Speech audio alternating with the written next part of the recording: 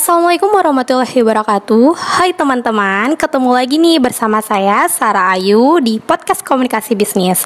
Dan tentunya kali ini saya nggak sendirian karena saya ditemani oleh narasumber yaitu teman saya.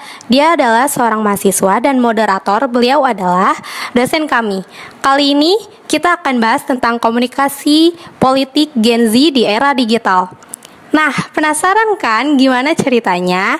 Makanya stay tune terus di podcast Komunikasi Bisnis. Gen Z, generasi Z itu adalah generasi dari anak-anak yang lahir tahun 2000-an. Lahir tahun 2000-an, kalau kita mulai dari tahun 2000, berarti kan sekarangnya udah umur 23. Dan umumnya mereka itu umumnya nggak semua, itu ada yang untuk pertama kalinya tahun 2024 besok ikut pemilu, dan banyak juga yang masih 19, 18 tahun yang Indonesia itu kemungkinan baru pertama kali. Karena kalau kita lihat komposisi dari jumlah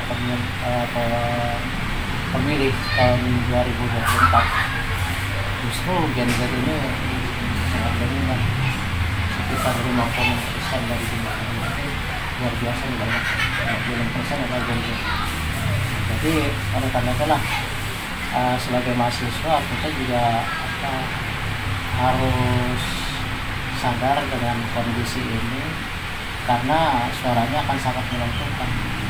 56 itu kalau satu putaran untuk satu calon aja udah menang satu putaran, sampai ada dua karena langsung satu putaran langsung.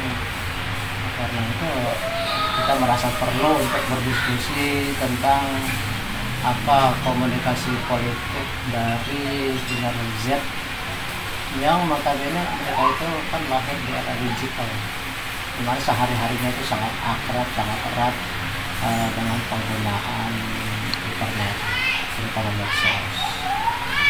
Ada satu kajian yang mengatakan bahwa Gen Z ini sebenarnya punya sikap politik tertentu, tetapi mereka lebih banyak diam. Dan kita ketahui bahwa dalam komunikasi itu people cannot not communicate. Orang nggak bisa nggak komunikasi, pasti selalu. Artinya diam mereka itu pun sebenarnya juga merupakan suatu pesan terutama kepada mereka yang ikut kontestasi, bahwa diamnya generasi Z ini bukan berarti nggak punya pilihan, bukan nggak punya sikap. Makanya kemudian kita ada di sini ada Tegar, kemudian Tia dan Dewi. Ini adalah mahasiswa dari Universitas Yusuf semester 5. Mereka ikut kuliah komunikasi bisnis. Tapi kali ini kita bukan membicarakan komunikasi bisnis, tapi komunikasi politik, karena untuk semester ini saya berniat mengangkat tema Gen Z dilihat dari berbagai macam aspek. Jadi yang pengen saya ketahui sekarang ini dari video ini, sebenarnya mereka sikap politik dari Gen Z itu seperti apa sih? Apakah benar seperti yang banyak ditemukan orang-orang bahwa Gen Z itu bersikap jadi gimana menurut dia? Menurut saya sebenarnya kalau untuk Gen Z sendiri memang ada penelitian juga yang bilang kalau kurangnya minat Gen Z untuk terjun ke politik itu sendiri, tapi tidak menutup kita tidak mengkritik si politik itu sendiri. Misalnya dengan mortal, biasanya kritikan lewat situ juga bisa. Dengan mortal maksudnya? Jadi lewat lukisan gambar gitu. Oh, gitu. Apa bentuk misalnya? Misalkan pernah, misalkan kayak di jalan gitu, gambar Jokowi misalkan digimanain gitu, terus ada kata-katanya, itu bentuk kritikan Gen Z juga. Terus kemudian baru pertama atau kedua kali ya? Iya, kedua kali. Dua kali ya, berarti tahun 2019 sudah dulu. Iya. Jadi dua-duanya partai sama presiden atau dua-duanya nggak dipilih? Iya, dua-duanya. Jadi gimana nih? Iya, belum sih. Baru mau pertama kali kamu tertarik ya dengan apa mereka sampaikan? Kamu nggak punya kepedulian sama sama Gimana? Ada sih yang tertarik, cuman ya kita juga belum tahu nih gimana dari calon-calon presiden itu membuktikan benar-benar yang terbaik apa enggak sih untuk masyarakatnya gitu. Kalau total udah 2 kali ya? Ini untuk kedua kalinya. Jadi baca dulu tempatnya. Kamu banyak bohong ini. Gimana tuh? Suka dibohongin nggak baca? Kadang-kadang. Iya, kadang-kadang. Artinya dengan pacarannya katanya, wah saya hidup semati, sebanyak bohong kok. Kalau presiden yang harus 270 juta orang, pasti aja. Artinya ada yang di sini benar dia buktiin, tapi bagi orang lain Enggak. habis. Kadang tuh kebanyakan yang cuma di awal kampanye tuh gencar-gencarnya narik perhatian kayak gitu-gitu, tapi setelah udah jadi malah tidak sesuai Karena apa? ya misalkan di visi misinya tuh disebutinnya apa-apa, tapi pas begitu zamannya dia memerintah malah semakin kacau yang saya rasain, karena beda kepemimpinan tuh beda kerasa banget perubahan-perubahan. Tapi kalau kita lihat Jokowi itu kan 2019 sudah dia 2014 sudah dia, jadi kemungkinannya atau kamu nggak bisa bandingin dengan presiden lain karena masih jadi juga, kecuali sebelumnya SBY dan kamu besok yang 2014. Nah itu bisa bandingin dengan orang orang. Tapi kalau orang itu juga kemungkinannya masih begitu aja. Tapi ada nggak janji yang menurut kamu apa namanya di kampanye kan Yang nggak ada aksi gitu ya. ya kayak ada aksi semuanya apa gitu ya tadi itu kan saya yang selamat Ya kurang ini sih bang, iya kurang ikutin. Ya sebenarnya minat kamu di mana? kalau minat saya sebenarnya nggak ada di politik sih, Bang. Di apa? Di bisnis. Oh bisnis, komunikasi bisnisnya. Tapi juga dalam politik terkait dengan bisnis. Pasti. Nggak mungkin enggak, karena yang politik itu akan membawa. Sih, Bang, ya. Karena zaman sekarang tuh susah, ada susah untuk generasi Z yang bisa mau gitu terjun ke dunia politik. Ya kalau generasi Z kamu bisa baru 25-an kan. Kalau 35 seperti yang satu-satu wakil presiden yang umurnya baru 35 tahun. kemudian itu seolah-olah dipaksakan tentang nasional, padahal apa namanya sesuai dengan umur kan yang namanya pengalaman kan jam terbang itu harus dialami. Apa iya?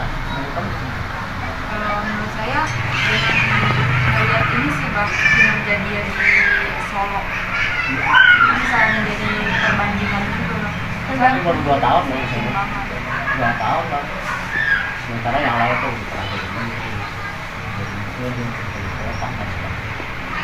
tuh dia udah berapa kali jadi kalau jadi wakil presiden sanggup nggak memimpin negara dalam kondisi dalam arti usia yang tak bisa.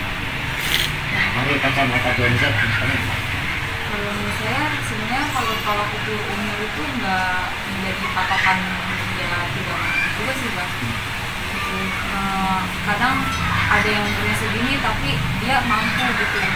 Jadi umur itu bukan menjadi patokannya untuk dia naik. Jadi yang namanya umur kan Itu percaya diri bahwa dia tuh bisa untuk terjun langsung gitu. tapi kalau kita lihat ya Keprofesionalan sih Pak yang berbicara.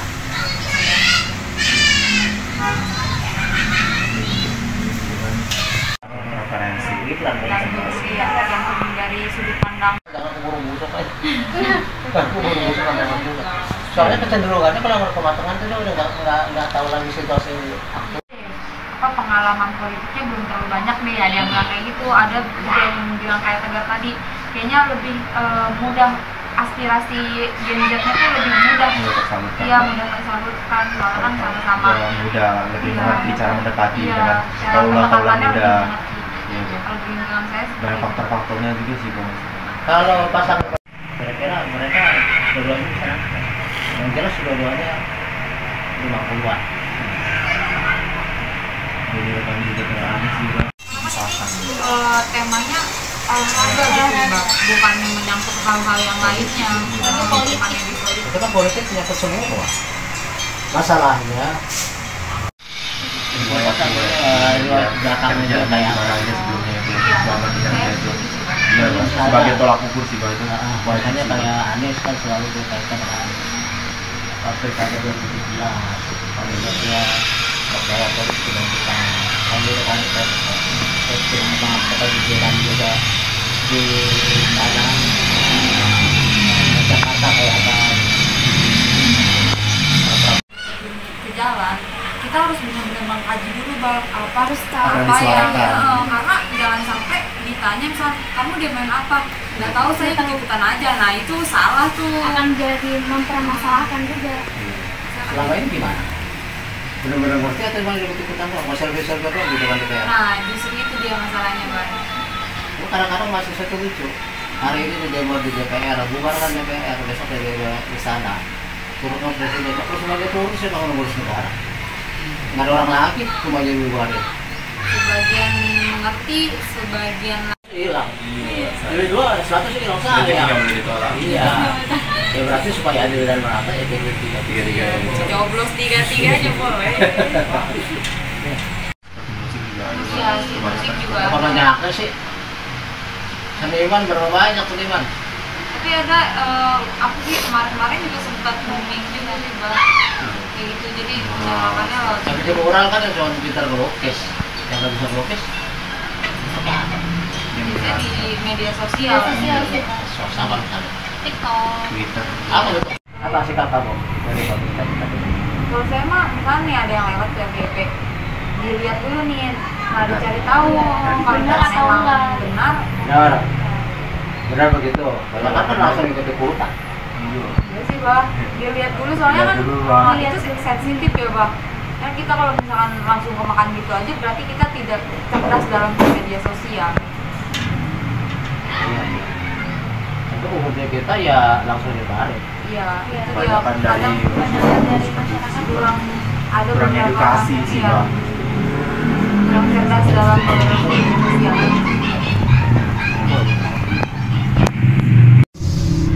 Semester 5 ya, mata kuliah komunikasi bisnis ada bukan bisnis yang kita kemukakan tapi yang lain itu masalah. Sekian saya kira kita akhiri. Assalamualaikum warahmatullahi wabarakatuh. Waalaikumsalam warahmatullahi Oke teman-teman, komunikasi politik Gen Z di era digital ini bagi kalian gimana? Sangat menarik bukan? Seru banget ya pembahasan kali ini. Nah, bagi kalian yang ingin mengirim saran dan kritik, bisa DM Instagram kami. Dan akhir kata, saya pamit. Terima kasih banyak. Wassalamualaikum warahmatullahi wabarakatuh.